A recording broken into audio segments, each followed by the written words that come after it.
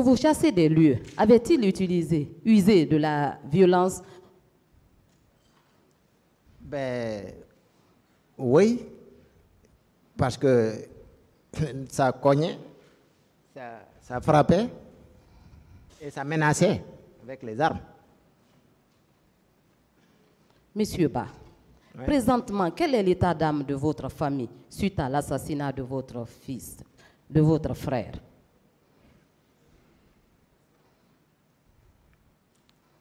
Nous sommes très éplorés. Nous souffrons. Vous savez, maître, ce qui fait mal, c'est quand il vit avec quand il y a une souffrance et que tu es obligé de vivre avec quotidiennement. Il y a cette souffrance, mais tu es obligé de vivre avec. Au jour d'aujourd'hui, qu'est-ce que vous demandez à la justice? Nous demandons que justice soit faite et que les parties civiles soient rétablies dans leurs droits. Monsieur Ba, paix à l'âme de votre frère. Je vous remercie et je termine. Merci, maître.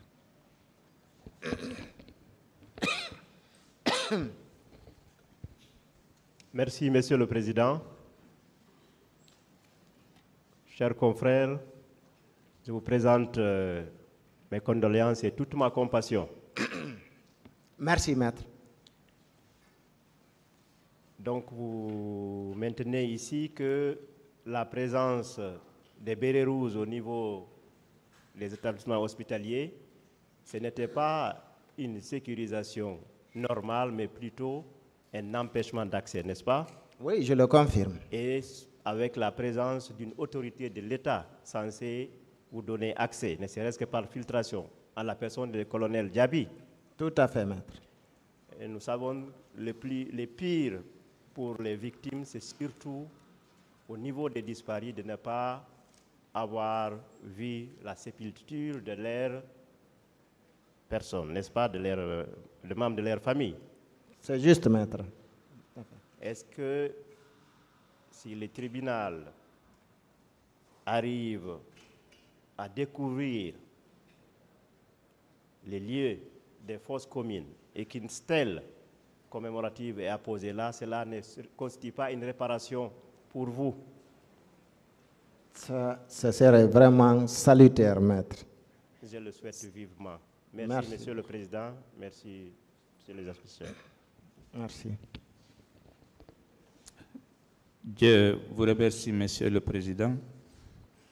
Je voudrais présenter aux chers confrères toutes mes condoléances, ainsi qu'à votre famille. Est-ce que, chers confrères, vous savez, depuis le début de cette procédure, je vous ai vu suivre depuis 2009. Oui, maître. Bien. Est-ce que, chers confrères, vous savez que vos déclarations m'ont beaucoup édifié et je pense que ça va aider et le tribunal et les autres victimes? Merci, maître. Je voudrais vous demander, confirmez-vous que les bérets rouges évacuaient de façon simple, chassaient les blessés et autres au niveau des urgences?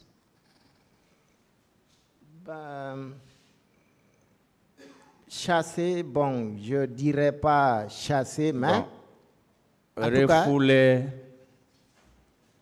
aux urgences, je vais dire. oui.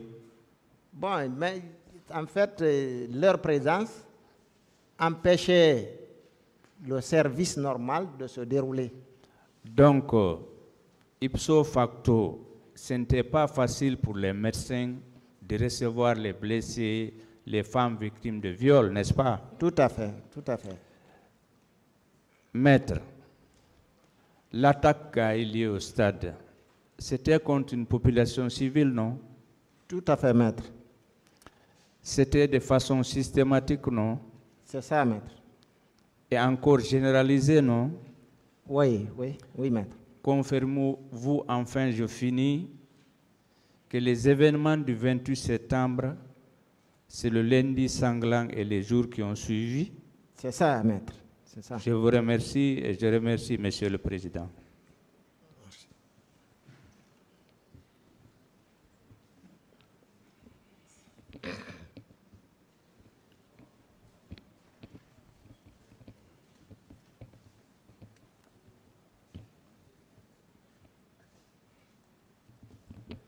Merci, Monsieur le Président, honorable assesseur.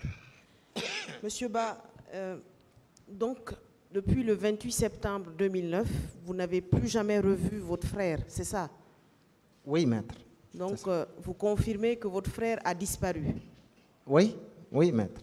J'en ai même la certitude qu'il est mort. En tout cas, ce jour, oui. Avec le temps, plusieurs années sont passées. Vous pensez que votre frère est allé au stade parce que c'était tout simplement un citoyen engagé? Oui. Oui, maître. Et vous pensez que c'est normal de perdre la vie dans ces conditions parce que tout simplement, on a des convictions politiques pour notre pays? Pas du tout. Ce n'est pas du tout souhaitable que cela arrive à cause de l'expression de ses opinions. Était-ce un homme violent, votre frère? Pas du tout, pas du tout. Il est décrit comme tous ses proches, nous, ses parents, comme étant un jeune, poli, serviable et vraiment disponible pour tout le monde. Mais cependant, il avait des convictions politiques et il fallait à ce moment-là faire taire toutes les voix discordantes. Évidemment, oui. Je vous remercie, cher confrère. Merci, maître. Monsieur le Président, je vous remercie ainsi que vos honorables assesseurs. Je vais juste poser quelques questions sur une partie et je voudrais insister, puisque l'essentiel des questions ont été posées par mes confrères, mais je souhaiterais quand même insister sur un point. Monsieur Ba. Oui, maître. C'est concernant le camp Alpha Yaya. Oui. Vous avez dit que quand vous êtes arrivé, quand vous avez constaté qu'il n'était pas à la morgue de Donka, vous avez cherché Ignace et vous ne l'avez pas retrouvé, on vous a conseillé d'aller au camp. Selon vous, pourquoi on vous avait conseillé d'aller au camp? Bon, c'est parce que il y avait des informations sûres qu'on y a déposé des manifestants. Très bien. Et il a été toujours nié ici que le colonel Thieboro et le colonel Pivi n'avaient pas de prison au camp Alpha Yaya Diallo. Est-ce que quand vous êtes arrivés, vos sœurs, quand elles sont allées vérifier, est-ce qu'elles n'avaient pas entendu des cris dans les prisons de ces deux officiers supérieurs de l'armée? Elles en ont entendu. Très bien. Et cela est corroboré par un procès verbal d'audition de partie civile. Je voudrais que le président me permette de lire un petit extrait. Il s'agit du procès verbal d'interrogatoire de M. Yagou Babari en date du 23 avril 2012.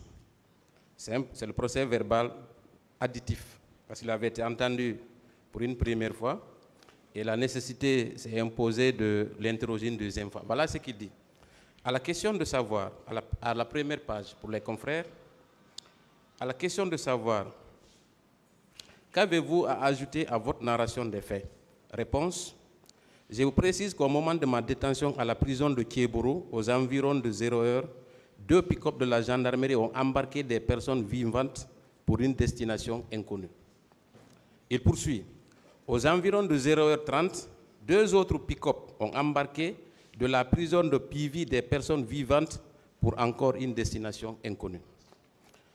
Après, il ajoute: j'ai également remarqué une dizaine de camions bennes destinés au ramassage des ordures simples, remplis de cadavres pour les envoyer vers Yimbaya ou une autre destination. Ce qui signifie, au-delà de priver des citoyens de leur liberté au camp Alpha Yaya Diallo, également, plusieurs bennes ont convoyé des cadavres dans des destinations inconnues. Oui ou non? C'est sûr. Très bien.